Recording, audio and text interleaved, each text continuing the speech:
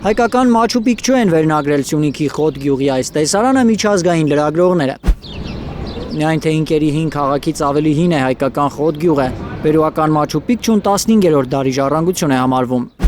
Մերի մոտակայքում 5-ից 6-րդ դարերի եկեղեցի կա, նաև 12-րդ դարի կարմիր եկեղեցու ավերակներն են պահպանվում։ Հիմա դատարկ է բնակատեղին։ 1173 թվականի տվյալները այդպես տալիս, որ այդ գյուղը տեղափոխվել է ժամանակ 5 գյուղը։ Ներկայիս Խոտ գյուղը 5 գյուղը որ ասում է։ 12-րդ դարում սելջուկ թուրքերի պատճառով են տեղահանվել գյուղացիները, պապերի պատմությունն անգիր գիտի Լևիկ Հակոբյանը։ Ձորերի գյուղերի ազգաբնակչությանը վնասել են սելջուկները, ասել գյուղը ավերում են, գյուղը ստիպված տեղափոխվում է 5 գյուղը։ Գյուղացիները սկսել են հանգիստ ապրել 19-րդ դարում։ 1826 թվականի պարսիկները, որ վերցրած են եղել Հայաստանը, պարսիկները, այս ժամանակ ռուսական զորքը գալիս է Խոտ գյուղը ազատագրում են պարսիկներից։ Հետո մտնում են ռուսական կազմի մեջ Հայաստանը, մտնում ռուսական կազմի, հեռահետ նաև Խոտ գյուղը։ Մինչև 1917 թվականը գյուղը այդ տարիներից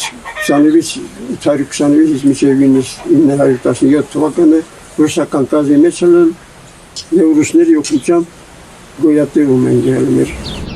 Այդ տարիներին 800-ից ավելի բնակիչ է եղել հին Խոտում։ Պայմանները շատ դժվար է եղել, թեկուզ ապրել են ժողովուրդը, բայց այդ նեղ պայմաններում կարողացել են ապրել, ընտանիք կազմել և ունեցել են ընտանիքային 10 երեխա, 12 երեխա, 13 երեխա։ Մանկապարտեզ, դպրոց, խմելու ու ոռոգման ջուր կար գյուղում, միայն թե 1968-ին հզոր երկրաշարժը ստիպեց լքել ծննդավայրը։ 68 թվականի երկրաշարժը որ եղել է ժամանակ, 68 թվականի երկրաշարժը պատճառ կառավ, որպեսզի գյուղը շուտ տեղափոխվի։ 70-ականների սկզբին են գյուղի վերջին բնակիչները դուրս եկել Խոտից։ Աշխարհի նոր 7 հրաշալիքներից Մաչու Պիկչուին այդքան նման հայկական հրաշալիքը հիմա Սյունիքի զբոսաշրջային հասցեներից մեկն է։ Ալբերտ Սերոբյան, Արմեն Ապրեսյան, Հայլուր։ Հայաստանում եւ աշխարհում տեղի ունեցող իրադարձությունների մասին առաջինն իմանալու համար բաժանորդագրվեք մեր ալիքին, սեղմեք զանգակը, որ բաց չթողնեք ամենահրատապը, ամենակարևորն ու հետաքրքիրը։